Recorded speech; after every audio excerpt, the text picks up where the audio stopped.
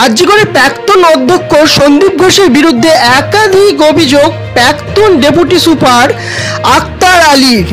টালা থানায় সন্দীপের বিরুদ্ধে নালিশ করতে গেলে পুলিশ এফআইআর হিসাবে নেয়নি বলে দাবি তার।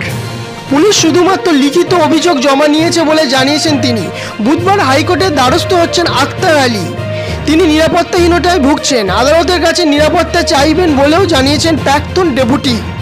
আরজিকরের প্রাক্তন ডেপুটি সুপার বলেন, ডে 1 থেকে ওর বিরুদ্ধে দুর্নীতির অভিযোগ উঠেছে।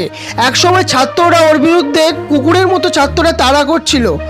টাকা নিয়ে উনি পাশ করাতেন। যারা ওর ছাত্র ছিল তারা বাকিদের অত্যাচার করত, খারাপ কেসে ফাঁসিয়ে দিত, ব্ল্যাকমেল করত, পয়সা না দিলে এই করে দেবো ওই করে দেবো এইসব বলতো।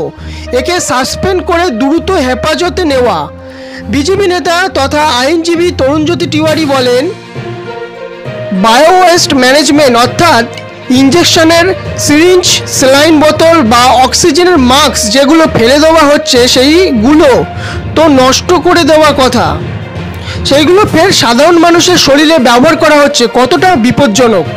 এইচআইভি রোগীর জিনিস যদি সুস্থ লোকের শরীরে ব্যবহার করা হয় তাহলে কি হতে পারে ভাবতে পারেন? প্রসঙ্গত 2021 সাল থেকে আরজিকর হাসপাতালে একাধিক অভিযোগ প্রকাশ্যে এসেছে।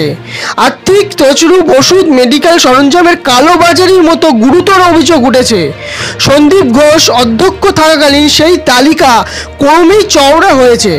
এরপর তিলোত্তমার ঘটনার পর থেকে প্রাক্তন এই অধ্যক্ষের বিরুদ্ধে সরব হয় পড়ুয়াদের একাংশ থেকে চিকিৎসা কর্মীরাও। সম্প্রতি তার বিরুদ্ধে সিট গঠন করেছে নবান্ন। এমনকি একাধিকবার কেন্দ্রীয় এজেন্সি সিবিআই এর তলবের মুখেও পড়তে হয়েছে তাকে।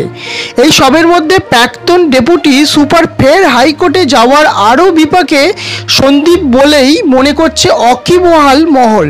Bureau report, B Bangla TV news.